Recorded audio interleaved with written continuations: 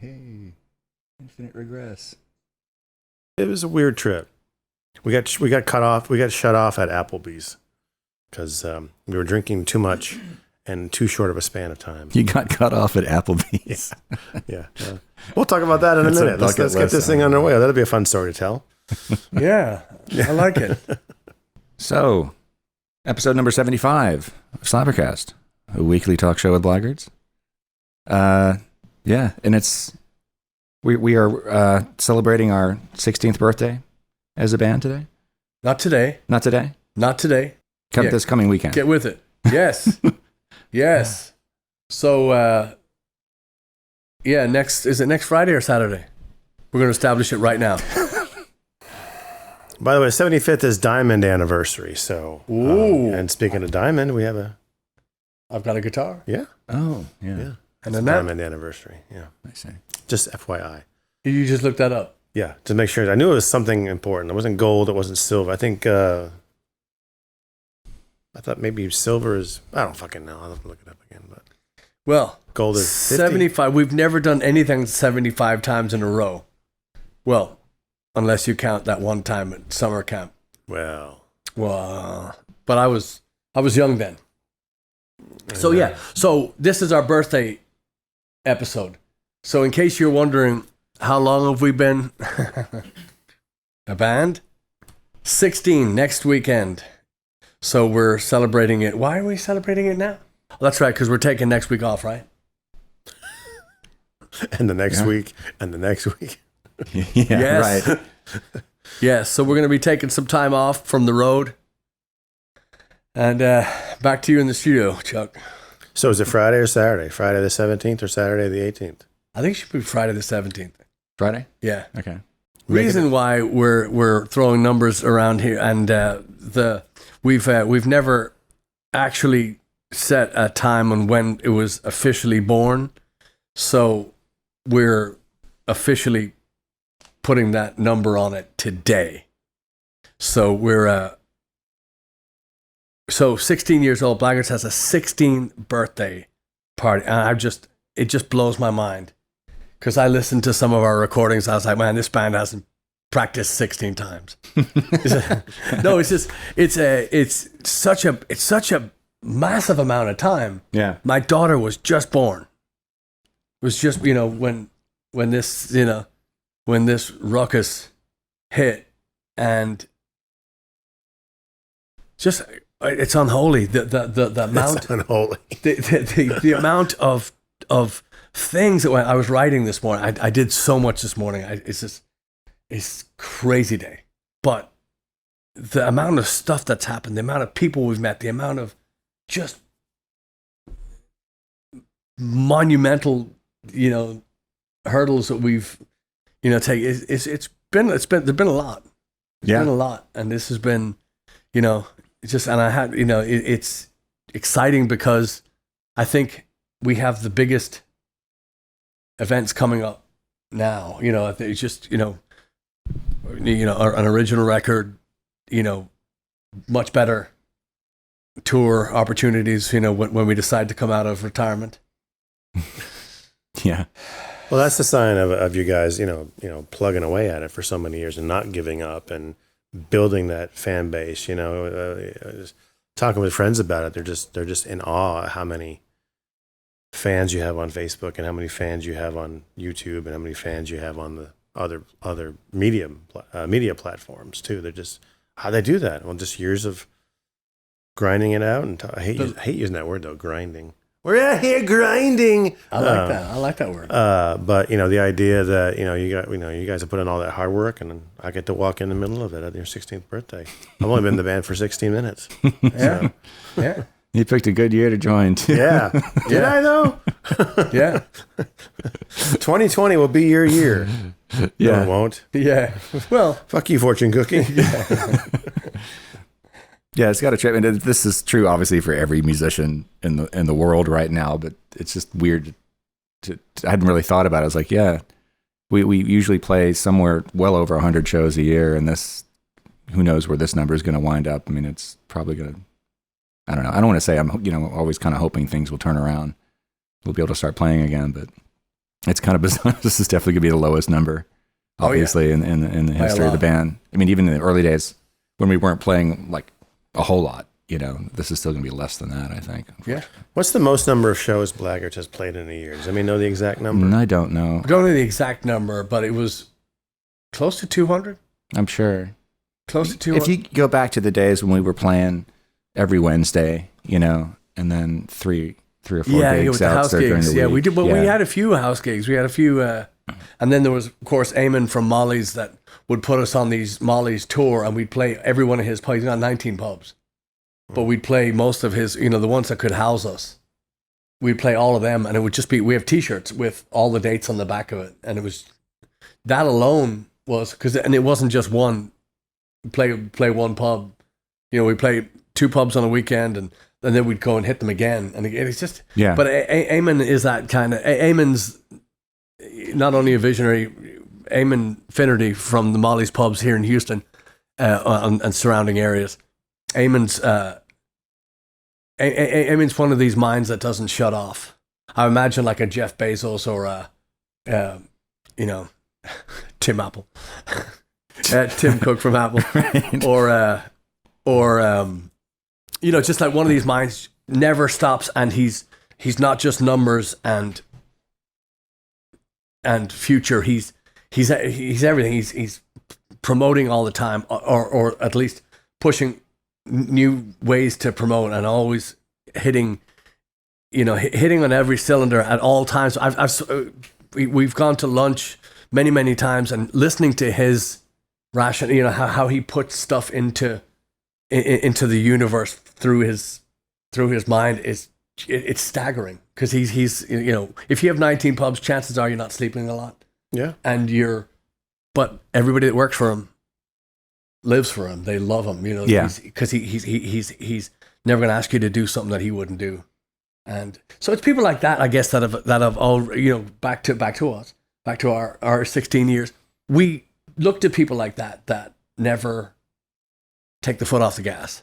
Mm-hmm. And not in an obnoxious way, right? Like a Motley Crue releasing more than one record. No, I mean, pushing your physical boundaries, your mental boundaries. Just keep going, and listening to his managers then talk about him, and it's nothing but respect for that man. They love him. Absolutely love him. But that's and so we kind of steal from that when we see people like that. We go, yeah, that's the Chris Steele, O'Bannon's. Pete Gordon. Pete Gordon, yes. Definitely Pete Gray. I believe. Yeah. We early on, Brian from Brian O'Neill's too, when that pub was still open. Brian Young. He was a big supporter of ours. The banner that we carried around for, I don't know, until it dissolved. Years. Yeah. Into the air. Yeah. We don't know where it went. But yeah, there was a time Brian O'Neill's in the Rice Village on Morningside. Well, it's long gone now, but back in the day we used to play there twice a month. And they would have had us more often too, just like Fidel and Austin, but yeah. we didn't want to be tied down to one venue. Yeah. Too much. Yeah. So I got to think this morning out in the bayou and clearing the head.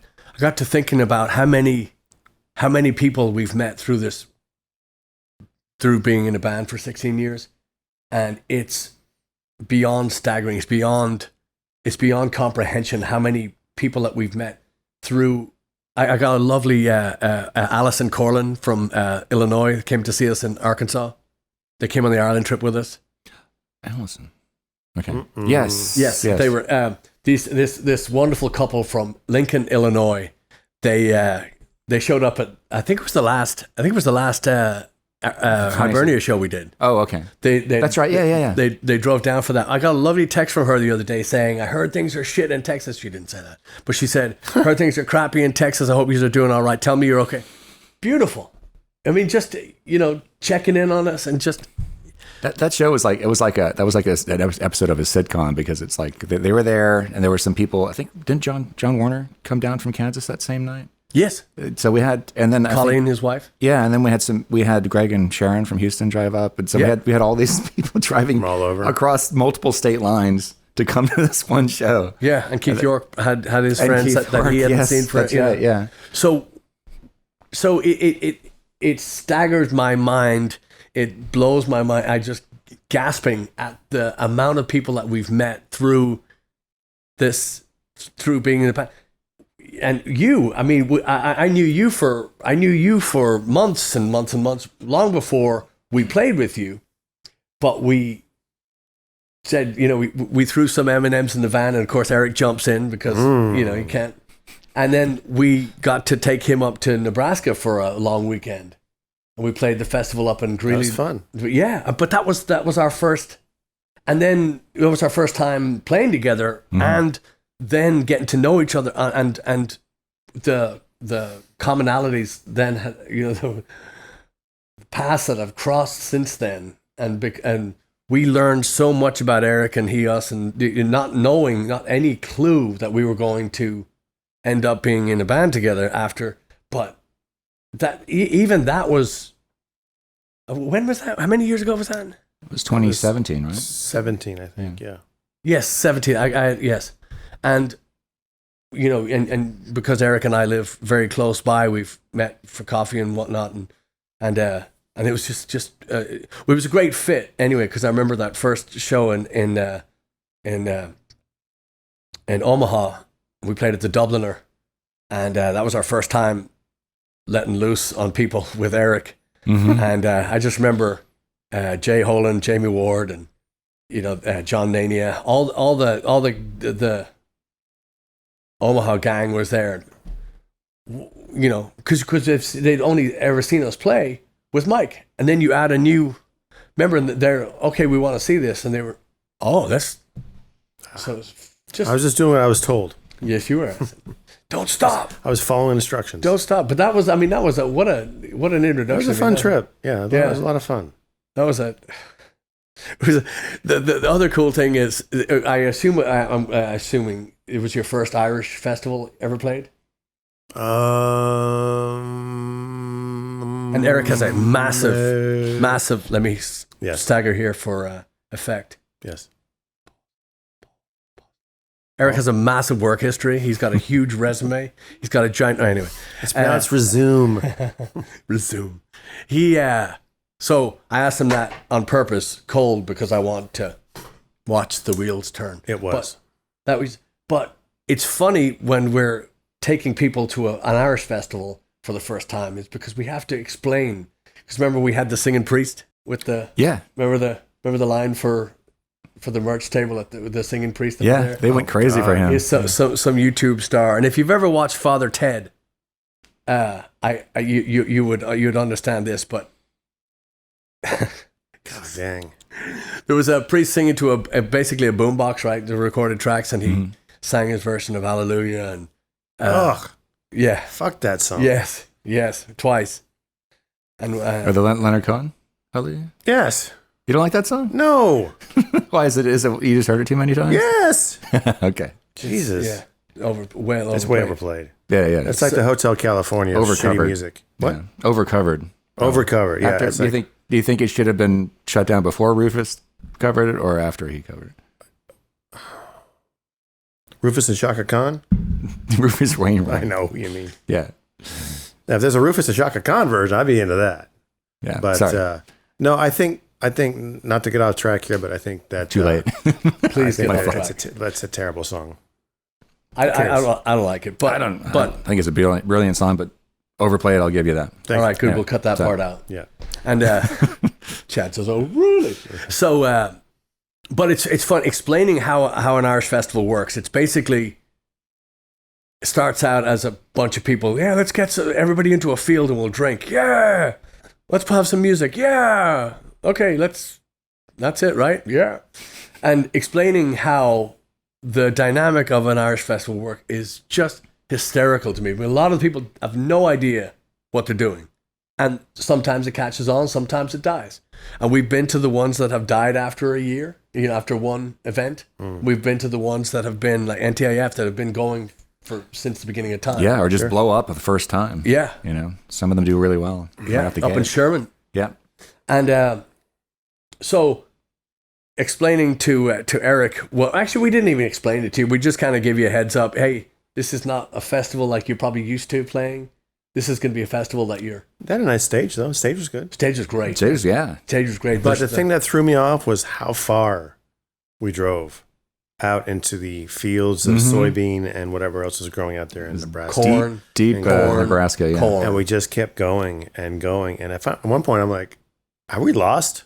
Yeah. Because it was so far out there. But you see, if you didn't know us, then you'd think that we were just going to kill you. Yeah, well, we're just going to die. That's because I've had a good run. Yeah. But there was nowhere else, there was nothing else to do out there except be murdered. No, but I mean, it was so far out. Greeley, Nebraska is so far away from everything that you really should either kill somebody or be killed.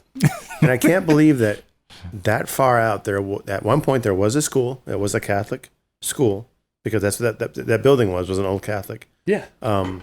Obviously probably run by Irish folks. Yeah. School.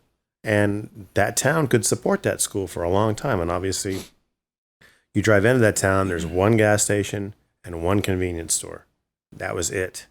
And a few houses and this school and the church. Yeah. And that was fucking it. Yes. And I was just shocked how many people were actually there. Because we got there and I was like, ain't nobody going to come to this thing. And you walk around the corner and the field was packed full of people. Yeah. Is that one still going on? It is still going on. Okay. Yes. Yeah.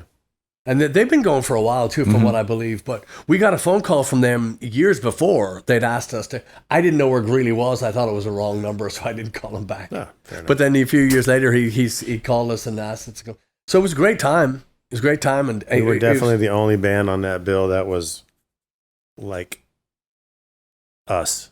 Yes. Everyone else is wearing the vests and the shirts and the gimme caps and folks playing all the weird instruments and like the kind of shit that you'd expect to see at an Irish festival. Yes. Like bodhráns, and there was a guy playing cajon, and of course the banjo thing and the, and that kind of thing, and all the guys kind of dressed the same, and then we come out and just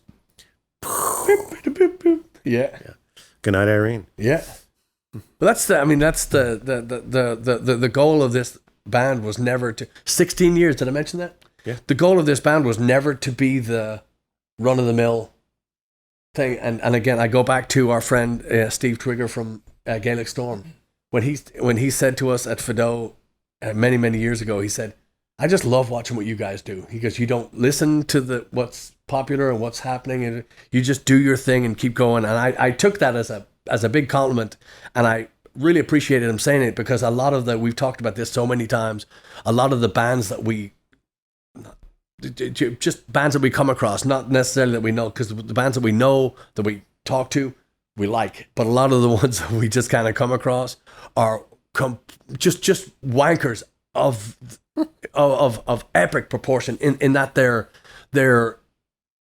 popular because they're trying to stay popular. You know what I mean? They're trying to hit on what's on the radio and what the sound, Sure. And that drives me crazy, because there's no, it's completely transparent. It's anemic when you hear it, and it's transparent when you see it, because there's no soul to it. And we have a lot of stuff that's tongue in cheek, but you still don't. It's still not. The music can still be decent. Yeah. So anyway, I got to talk to an old friend of mine. Actually, I used to live in Boston, and I talked to an old friend of mine this week, and had seen some of our videos and was complimenting, especially the one down at Laurie and Chris's, the live stream, and digging the drums. Oh, cool. Digging the drums, and the sound on that was really, really good. The sound was Thank you. That was Self high five.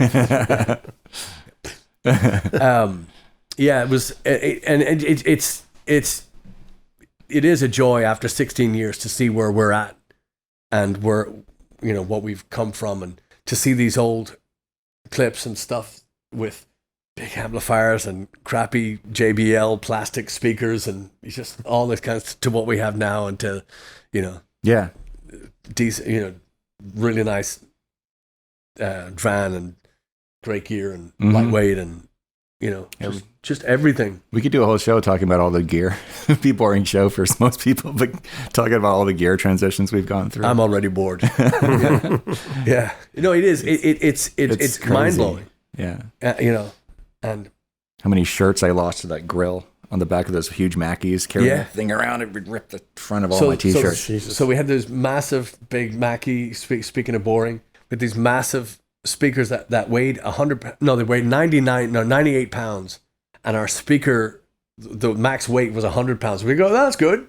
No, That'll work. no, they're saying suggested. They want, they want a 20 pound. They want 20 pounds of less of what you're going to put on. So we put these 100-pound speakers on these basically 80-pound, and so these and the stands did okay. They did the ultimate stands. They did okay for a while, but then they started to Get tired. to give out. Yeah. Remember what was funny when we first got those things is we had the subs at the same time, and the guy we bought them from gave him these poles to stick in the subs that would be on there. He's like, "Oh, these will be fine." So we put it on there, and it's like, Yeah. like a tree bending in the breeze. Jesus. They destroyed the poles. Yeah. These were not pretty. The sound of these Mackies. The reason why I bought these Mackies, because I went into a friend of mine and to a place I will not mention, and we bought and I plugged them in, and we plugged a CD player or something through it, and just God, give me those. Mm-hmm.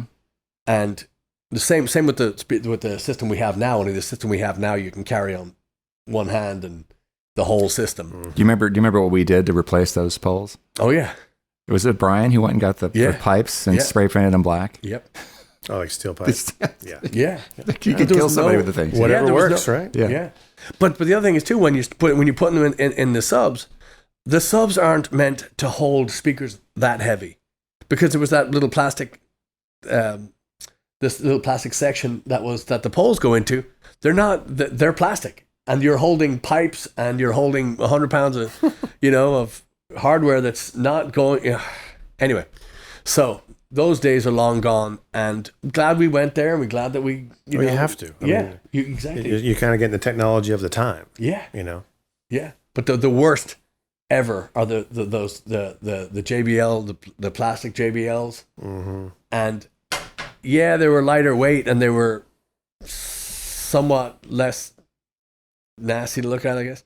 But their sound was miserable. There's nothing you could do to make them sound. There's no reinforcement in them. Yeah, except put them underwater. That's why the Mackie speaker sounds so good, because there's reinforcement. Yeah. We had a buddy of ours when I lived up north in New Hampshire. A buddy of ours who was a sound engineer guy. He built his own speakers, and he sold us a set. And they were just like, maybe that tall, maybe that wide, but they weighed a fucking ton because he lined them with concrete. He put concrete on the sides and the back. What? And you plug those things in, and they were loud as hell and crystal clear. But he's kind of a mad scientist that way, and they weighed a fucking ton, but it's because they were lined with concrete. He's like, "This is gonna get you a good sound." What's in them? Concrete.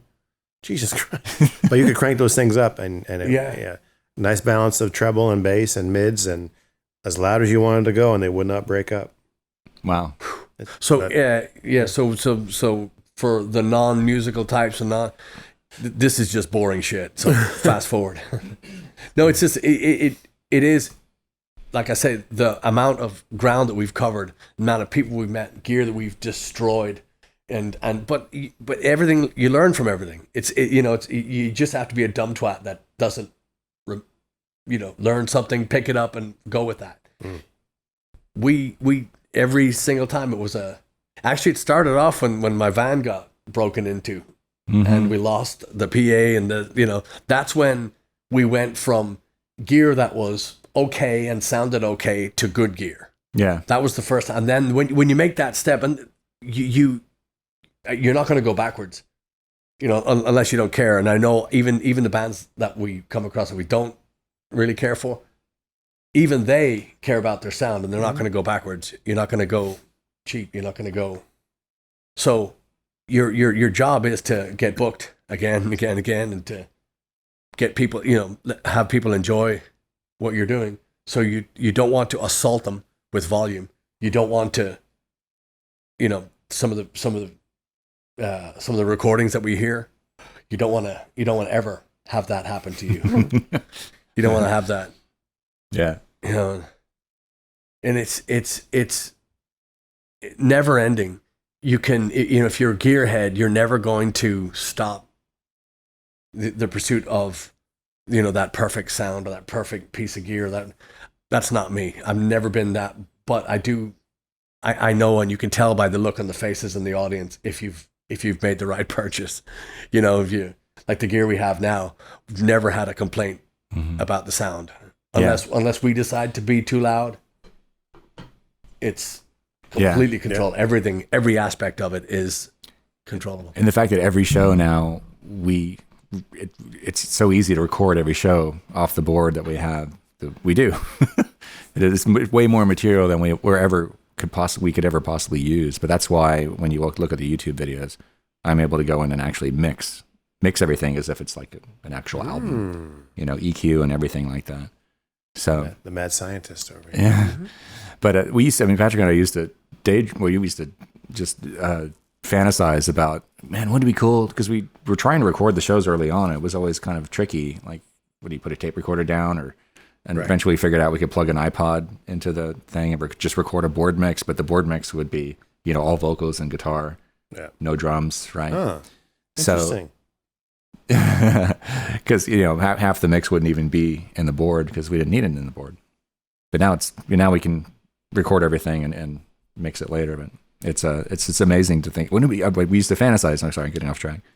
Wouldn't it be cool to be able to just record every single track individually, digitally, and every single show? Like, that'll be the day. And now we're able to do that. Like I said, it's more than we know what to do with, but it's just nice to have. Yeah, it's amazing. But when we got the call from the movies or TV show and they want to hear an idea, we're able to just go in and within minutes do it ourselves versus running to the studio and getting everybody. We're able to just. And which we've done. We actually got a lot of work from that, from being able to do that. And, back in the day, you had to physically walk into these venues and hand them a cassette tape or a CD if you were on top of your game, right? And spend money in the studio and go.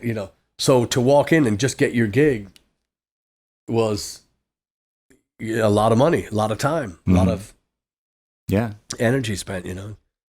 Man, it's been current day now. We're looking at so I hate to go off our birthday celebratory message, but do you think we're going to do another shutdown? The mayor was saying that we need another one last night on Twitter. He said that last night. He didn't say that they're going to do one. He said we need one last night. Huh? What? He twatted last night. Yeah. Oh, he did? Yeah. Is that the past tense of twittering? Twatting? It is now, I guess. I'm using anyway. Thank you. I think that that gal Lena Hidalgo deserves a medal for what she's trying to do to take care of us. She's been really on the forefront of trying to make sure that Houstonians stay safe and do the right thing, and she's been thwarted several times by the heat that the governor and just people in general. But I do believe that we are on the verge of another shutdown. I hate to say it, I think it's happening. I know our next door neighbors in Mexico started again. Yeah, Abbott on Friday apparently he said it several times. We may have to, like in different interviews. And I don't see how we can't. I just think just to protect people and try to figure out how to move forward. And it's July and school is supposed to be starting in basically a month for a lot of school districts around this area, and it's just like, how in the world are they going to be able to do that? How are you going to let your kid? Okay, maybe if you don't like your kid, that's cool. Off you go. But how if you have any kind of regard for your kids, how are you going to let them go into that? I don't want to see another. I don't want to see another shutdown because we're essentially still shut down from the first time. So. I mean, technically, it's like it's never really stopped for guys like us and a lot of folks in the entertainment district, entertainment industry. A lot of folks in just the sheer hospitality, like the bar owners. Yes. A lot of restaurant owners are trying to figure shit out. Obviously, sporting events are not going to be happening. I mean, they are going to be happening, but not with people. And even you see a lot of professional sports guys are saying, you know what, due to circumstances and my family, I decided not to play this year. And I mean, I follow sports just because I'm curious to see what's going to happen with them. And a lot of players are actually saying, I know my team is going to play this year, but I'm going to back out because of reasons X, Y, and Z. That's what I mean. Maybe they have kids or old That's people exactly. that they care about. Yeah. So then, and obviously we've been shut down. Obviously we're still shut down. Obviously we're, trying to do the best we can. But,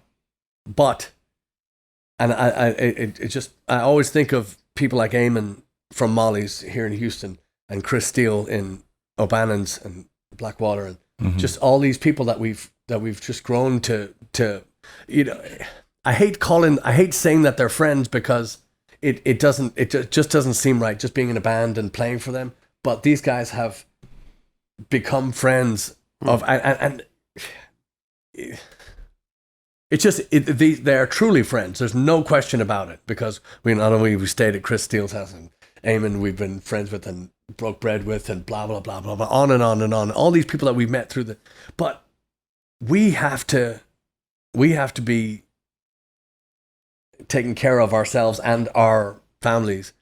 And if we don't shut this down again, I mean, I don't want to shut it down. I can't say nobody. Yeah, I can't say, but these clubs are not going to come back. These clubs are not going to be there.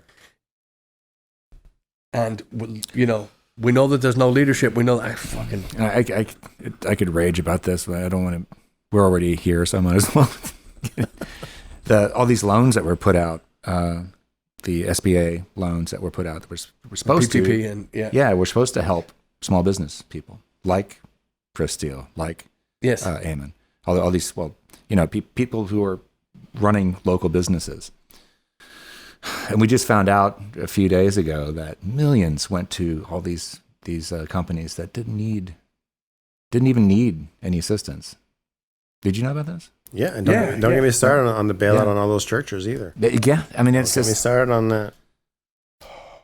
And now they're saying, "Oh, we're out of money." Yeah, I wonder why. So well, anyway. And Pete, our buddy Pete Gordon, my landlord, good friend, our friend, Continental Club. Pete forever, Continental Club. He chose not to reopen because he wanted to see what was going to happen. Yeah, and he was kind of. I mean, Pete's smart in a lot of ways, and that was one way I think he was smart. He's like, I don't want to pull my people off unemployment because they're making money and they can afford to pay their rent, they can afford to buy groceries, they can afford to pay their bills.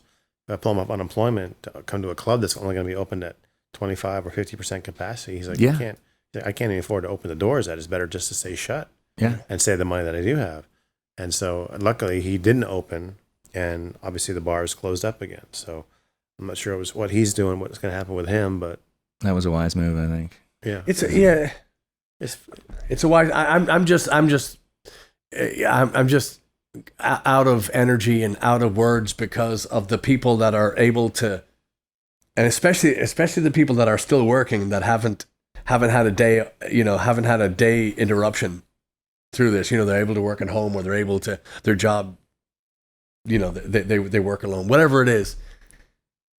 And they're bitching about people being on unemployment or people being, not knowing. Of course they know, but they're too dumb or too self-centered to look past their situation.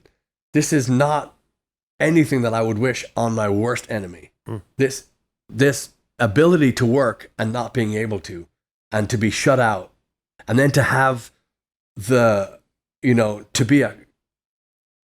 be so shallow and idiotic that you don't want to be seen in public with a mask, and then when it gets to a point, well, I'll put a mask on now because it's obviously, it's obviously time, and it was time, in February, in March, that was the time. So, there's so many, and there's no excuse anymore. But there was. You can hear us. I think it was the very first video edition of the show we did. That was back when they were still telling us that masks weren't, didn't do anything. And that changed.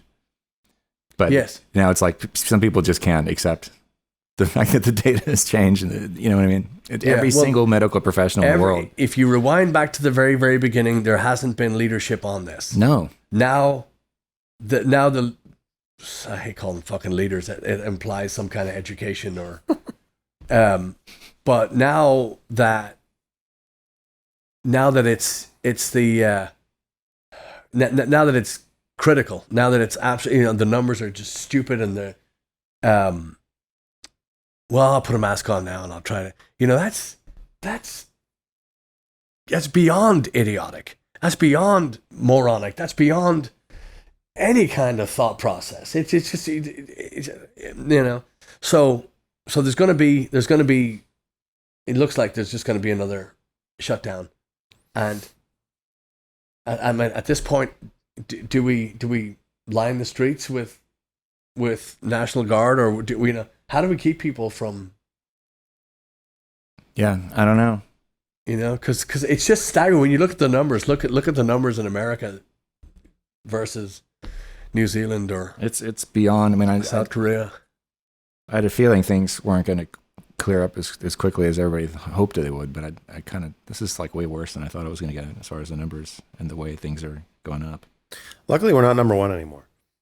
Florida's number one. But for Texas, yeah. Right. Right. Yeah. Well, it's like think about this. Why is our national anthem so hard to sing? There's a a hard reason song for to it? sing. Yeah. You know why? Because it's meant for the individual to sing. It's hard for a group of people to sing the national anthem. They do it at ball games, but it's still hard for you or I to sing it. And yes. And okay, we're going to put the national anthem in the key of G. Well, I can't sing it in G because it's too high when it gets to the bridge. Yes. If I put it in, down a couple steps, but then you can't sing it because now it's too low for you or whatever. Yeah. So think about that. So the national anthem is hard for groups to sing because it's just a hard song to sing. Okay. Yeah. So who does it focus on? The individual. What does America focus on? The individual. It's all about individual choices, individual freedoms, right? It's not like we have a group choice on most anything because we can't agree on anything in America. There's no, you can't bring, how many people in this country? More than 12. 300 million or something like Yeah. that, 350 million. For us to all agree on something, it's impossible. Yes. And that's why when the states started putting the mask mandate, you had a bunch of people who were intelligent that said, I've done some research on this, and this sounds like it's a good idea. This will protect me. It'll protect my neighbor. It'll protect the person I come in contact with at the grocery store. What do all the other jackasses do? Fuck that. You can't tell me what to do. I'm going to do what I want. Right. Without thinking about Everyone else. their neighbor, Right. the guy at the grocery store, Yeah. anywhere else, Yeah. because of their individual liberties. Mm-hmm. Yeah. And that's what makes us a completely bullshit country sometimes. It's just like we can't come together and join in on one thing. Yeah, it goes unless beyond. it's about blowing something up. It goes beyond the pale sometimes. Often. Anyway, I'm off my soapbox. Well, don't get off your soapbox just yet, because now I want to talk about the deficit. so rather It's not the deficit, it's the budget. The budget's the problem. So we I derailed this triumphant, glorious thing. Then we went into the gutter of this, but we're not getting any closer to our goal of getting back to playing music.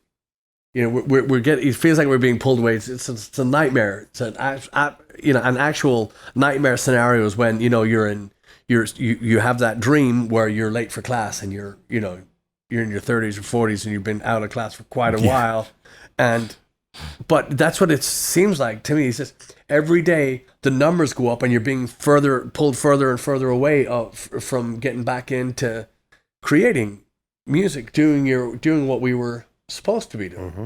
So, and I hate even bringing it up. And 10 times during this discussion right now, I thought, I'll just tell Chad, we'll just cut this bit out. We'll just, just keep the celebratory thing going. But we're just, like I said, some of these bars are not gonna come back, and some of these bands that are maybe not full time like we are, where it's our only source of income, maybe they're not going to come back. That's a very true possibility. I've been fearing that since the beginning. Yeah. So there's a lot of people that are not just, not to say that the individuals will never play again, but I just know some of these really good bands are not going to be able to, bands that have taken their calendar, they've eliminated every date from their calendar through 2020 now. These international or these national touring acts, they're going to have a hard time keeping that band together.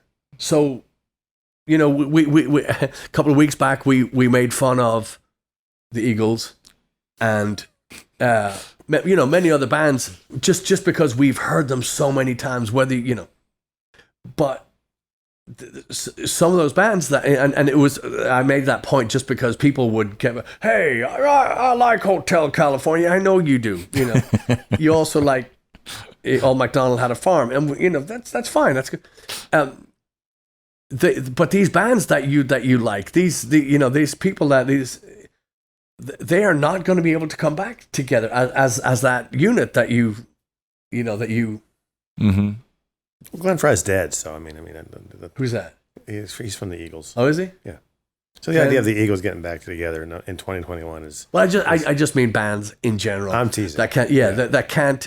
You know, they're just not going to be able to hold their you know, their lineup together. And who's to say? Maybe somebody was planning a farewell tour and whatnot, and that's the last of their. You know, it's a big deal. It's a big deal. People are so sold on their. You know, they're so into what their taste dictated, and now it's kind of just. You know, it's interesting to. Sorry, Chad, go ahead. I was going to say it's going to be survival of the fittest. It's always been that way in the music industry, I think. Well, some gray areas there, but there was, I think it was Rick Beato. It was a video. I think, unfortunately, he's since taken it down. I don't know why. I don't think it was because of the content. I think maybe in the video they were sitting too close and people gave him. I'm just theorizing, but it was Rick Beato was sitting with a friend of his, and they didn't have masks on. They were kind of sitting kind of close in their backyard. And it was a great discussion. The next day, the video was gone. It was like, come on, Rick. Come on, Rick. You know. Come on, Rick.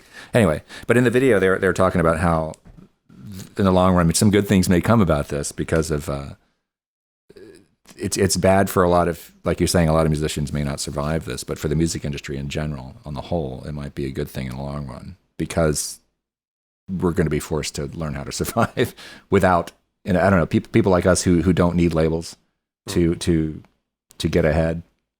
And that's why I wish I could refer you to the video because it was articulated a lot better in the discussion. But I do think in the long run, a lot of things, things are going to be better on the far side of this.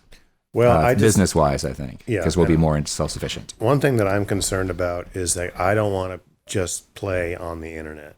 Yeah. You know what I mean? Yeah, it's boring. Like, I want to go to a club. I want to go to a venue. I want to go to a festival. I want to play on stage and play in front of people and see faces and stuff like that. So obviously, if this thing ever gets corralled in any kind of way, then that would be beneficial for the entire world. Obviously, not just us, but for any industry and any part of the world.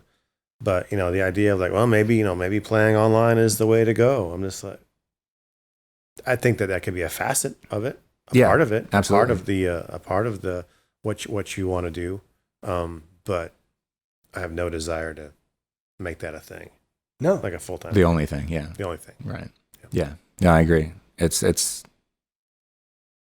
what I mean. In part, I mean, it's always we've always had it. Not always. We've had it. It's been a thing for about 10 years, 10 years. Sure. Online performances, right? And it's become more of a thing, and I think it's going to remain more of a thing. But yeah, it's going to be really depressing in the long run if we can't have just play audiences, in the actual show. And that's the other side of that is anybody going to want to go out and see live music? Well, I can just sit home and watch it on my computer. That's the problem. And the funny thing is, we just watched Idiocracy the other day. So the Mike Judge movie, Idiocracy. Mm-hmm. You seen that? Yeah. And I was just like, wow, this is really Never saw it. You never saw it? You should watch it. I don't like to sit. It'll remind you of current events. I've heard. Which is tragic because it's set in like 2525 or something like that. In the year 2525. Oh, really? If man is still alive. Well, we have our new internet sensation. Anyway, I don't know. Oh, my buddy Bob up north says that there's plenty of drive-in concerts up there, so he said we should go up to New England for the summer and play a bunch of drive-in shows. I saw some. I like Bob. Have I ever told you that? He had a question, a topic for this week though, but I was like, man, that's really esoteric. It's not going to work. What is it? The question is, The question was comparing all of the bands. No, sorry, comparing all the house bands from the Tonight Show. Oh, Oh, well, just the Tonight Show. What's that? Just the Tonight Show or any late night? No, show? the Late night shows. the Tonight Show that's on NBC or CBS, whatever. It's on. Right. No, it started with Jack Benny and then Johnny Carson, Carson, and then Jay Leno, and then That's kind of a no-brainer, isn't it? Right? No, is it? Doc Severinsen. Come on, Huh? Doc Severinsen. I think Doc Severinsen band was probably the best band. But, That's how is there any comparison? The Roots are playing now.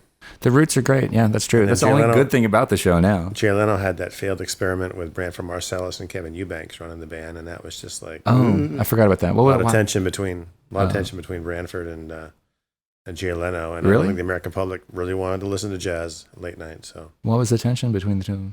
they just didn't get along because Jay Well, Leno. how did Jay Leno ever get on TV? That's that just- whole fucking thing is a disaster. Oh my God! The way David Letterman got fucked around and the way that Conan got fucked around, it's just like it's unconscionable. Yeah, It should have been David Letterman. that's should have taken yes. over after Johnny Carson. Yes, And then when Conan didn't strike it, I mean, Conan, I love Conan O'Brien. I think he's great. And how many months was it? And they pulled the plug and they brought Jay Leno back. And that was the lowest. atrocious. That was, and who would tune into that and watch that big chin motherfucker sit and? Here's the thing. I don't know Johnny Carson because I wasn't here. and that's what I said to Bob. I said, I don't think Patrick's ever seen The Tonight Show with Johnny Carson, Yes. so it may not be a great. And I also don't know Jay Leno because I wouldn't watch him. I would much don't rather blame you. watch. I'd much rather watch a sewage truck, tip over and spew. And I've never. So I by accident one time saw Jay Leno speak or do his monologue, and I've never seen somebody wait so long for a laugh. Yeah. And he wouldn't leave because he repeats his punchline like 3 or 4 times in a row, and then he waits. Yeah. And I was like, well, say something funny, motherfucker. And anyway, so I don't understand how anybody ever thought he was funny. Right. Jay Leno. And I've seen video of Johnny Carson since, so I know who it is now. Yeah. But I had no idea who that was. So I wouldn't want. And the Conan, I've seen a couple of times, and I think Conan O'Brien is a brilliant mind. However, I think as far as comedy goes, I think he's definitely funnier than Jimmy Fallon because I have toothbrushes that are funnier than Jimmy Fallon. But his what? I do. It's funny. Fuck true. Jimmy Fallon. Fuck that guy. I can't I stand hate him. that guy. I can't stand him. Nobody laughs harder at jokes than Jimmy Fallon. He's at terrible. his own jokes. Yeah. He's awful. Yeah. And did you know he used to have Anthony Jeselnik used to write? He was a writer for him, and they never used one of his jokes. No. You know why? Because Anthony Jeselnik's funny. Yeah. But oh my. Anyway. So Yeah, Conan is he definitely had a really awkward start. I remember the first couple years that he had a show in the 90s. It was just really awkward watching him because he just seemed so uncomfortable. It was but the thing, fun to watch, though. The thing, this is Conan's weakness, I think, as a comedian. He still does this, is that he'll tell the joke and then he'll explain the joke. See, it was funny because this, in a way, it's like that's almost part of his shtick now. Yeah. And I think he especially early on, he was losing some people because of the show. Almost got canceled in the early days. I mean, he almost didn't survive. Yeah. The best thing I think for me about his show are the writers that he hires. He's had some really talented people with him. Well, he's on a that great show. comedy writer himself. He is, That's- yeah. that's where I was going with that. Yeah. I think he is. Yeah, he knows what's funny.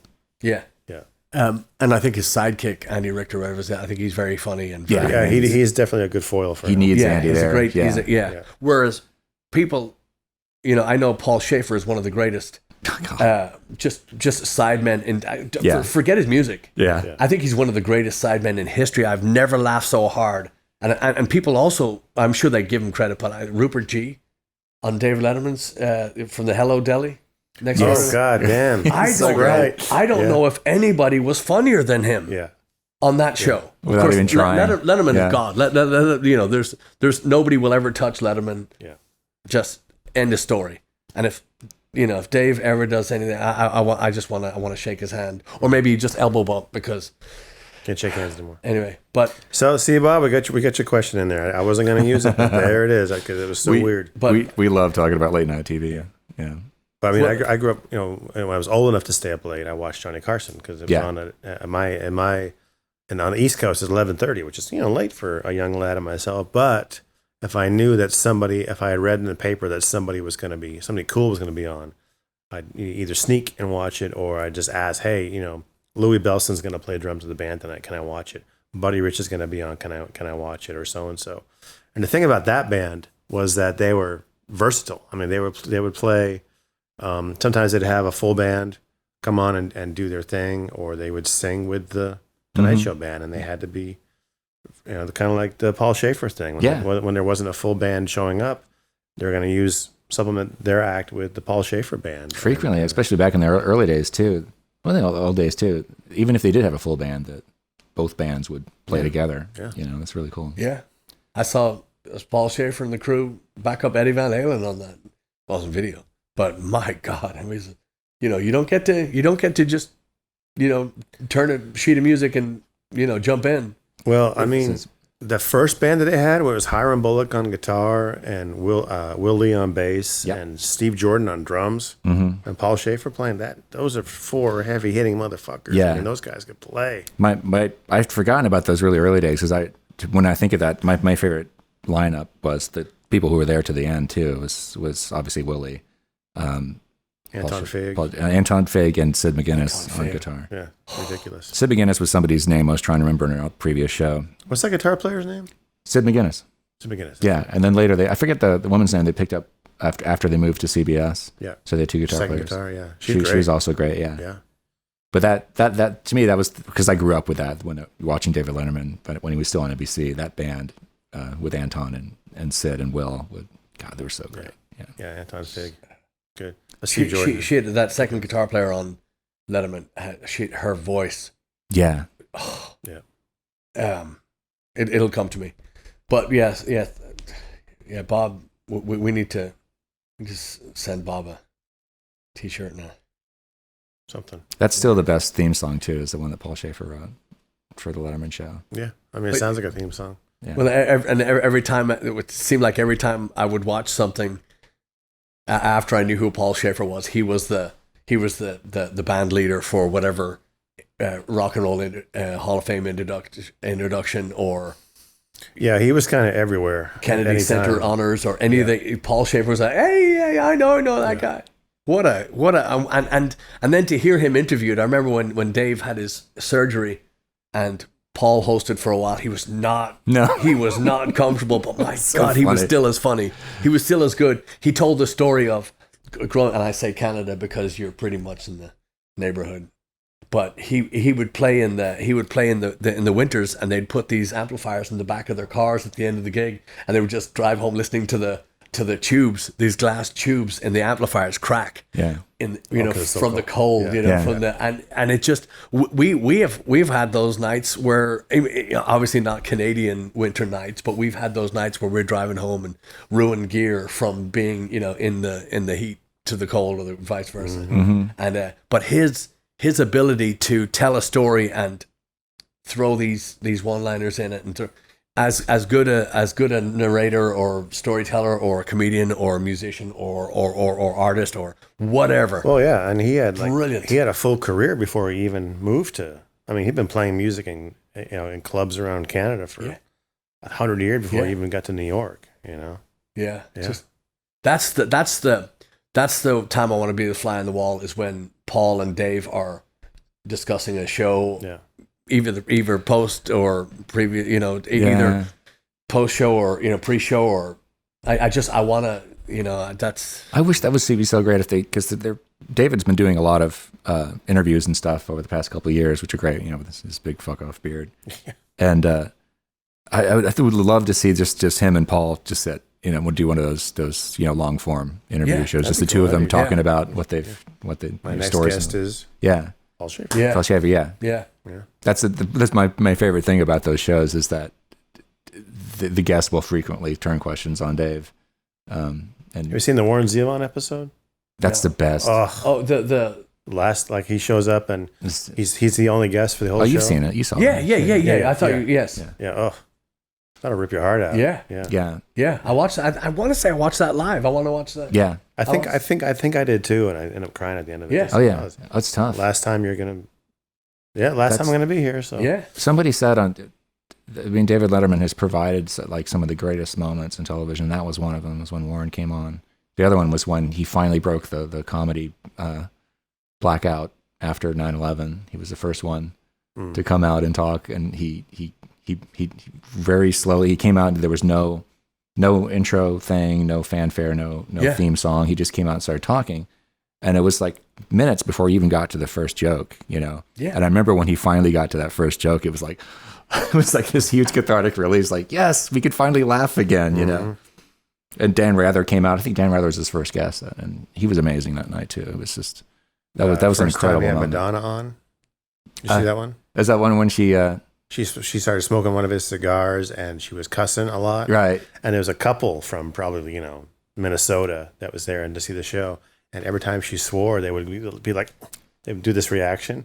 So a cameraman caught it. So every time, I'm not sure how they had it timed, but every time that they cussed, the camera would pan to them, and they'd be like, stop it, stop cussing, you know. And the reason why it was interesting was because he's like, okay, we have to go to commercial, and she's like, why? Why you have to go? Can't you pay your bills? And she gave him all the shit about it, and they kept rolling. They didn't go to commercial for a much longer time. I watched it on tape afterwards. I watched it. Yeah. Interesting. Yeah. Bitch. What? Yeah. Anyway, thanks, Bob, for the topic. Yeah, that thanks, was as great one. always. Yeah, We've gone. We talked about it. We're just gonna. Yeah. Me and Chad are in agreement that the Doc Severinsen band was probably the best band. And that's just sentimental for me because I grew up. I had spent more hours watching Doc and on that show, and to me that was just the perfect setup. I mean, because Ed and Johnny and Doc were just so great together. And then when Doc wasn't there, Tommy Newsom, the piano player, would direct the band, and Tommy was just this old guy that had this like really weird smile, and Johnny would tease him mercilessly. I don't remember that. Oh yeah, he'd just be like not saying a word, and Johnny would make fun of him. He'd be like, he never spoke and stuff like that.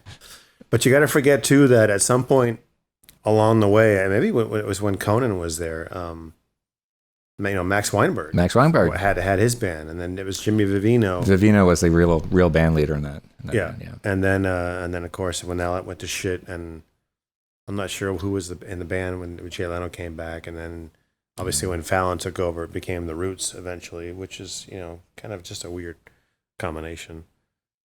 They're great though. I mean, the Roots are fucking awesome. Yeah. It's just like, and somewhere there's an article about that Questlove talks about how they finally decided, okay, I guess we'll do this.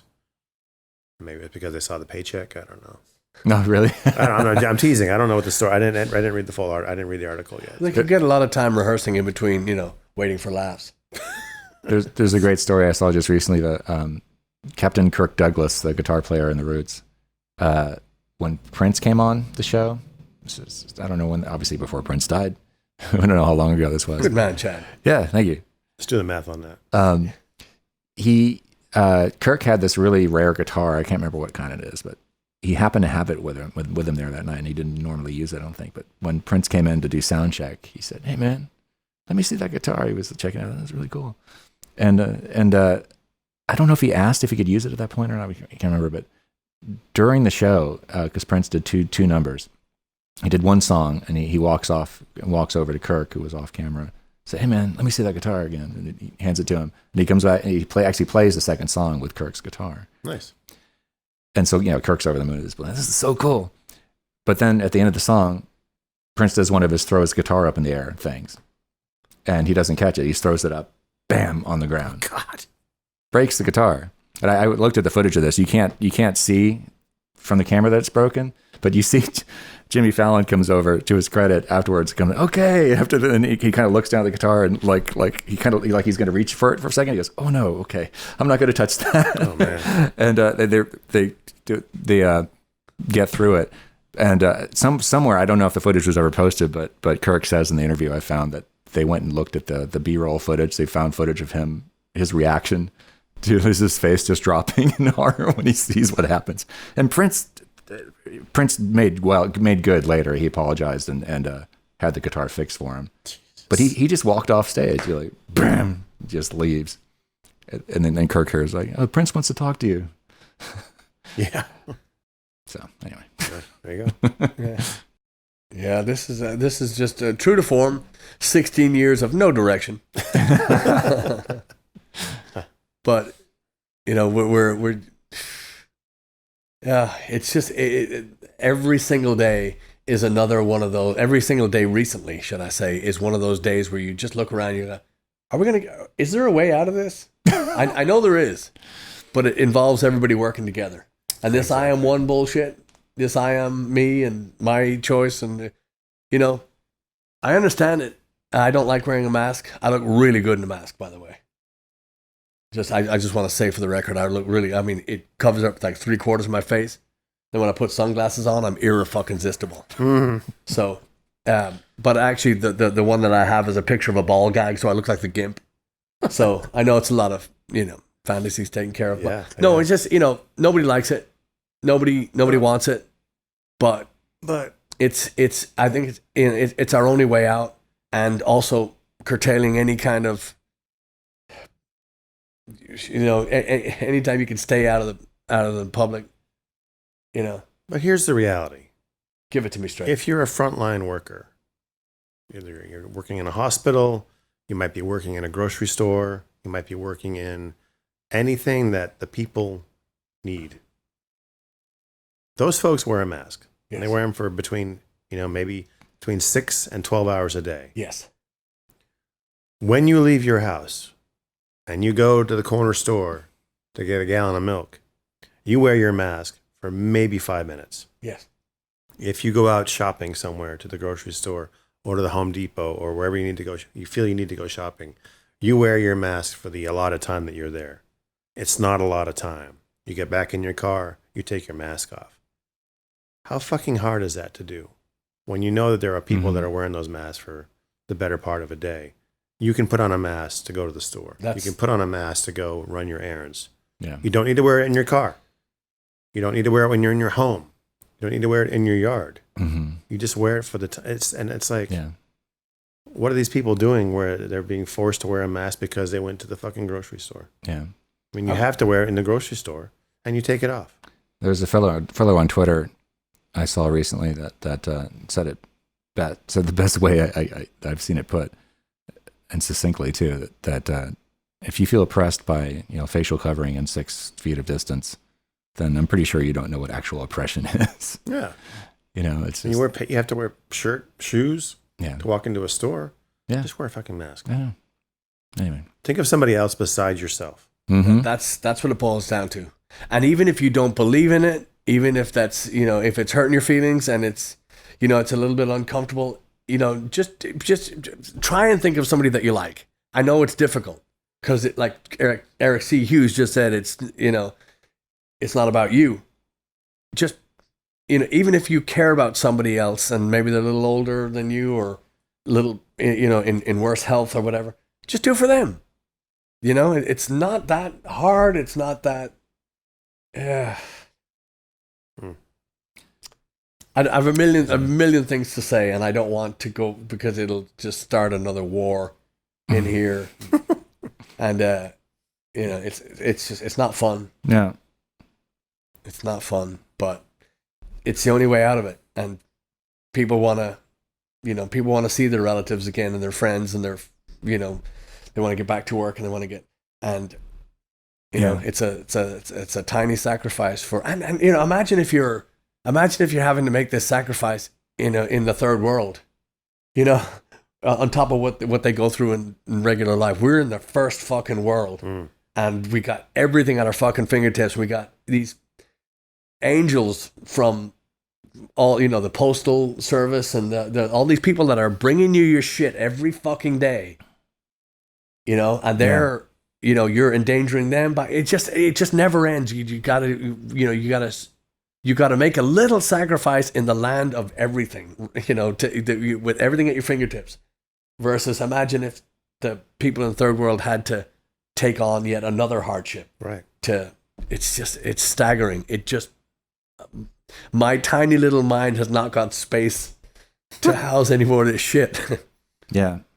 And you'll definitely be thinking about it when if you get in a car accident and they refuse you at the hospital because they don't have any beds left.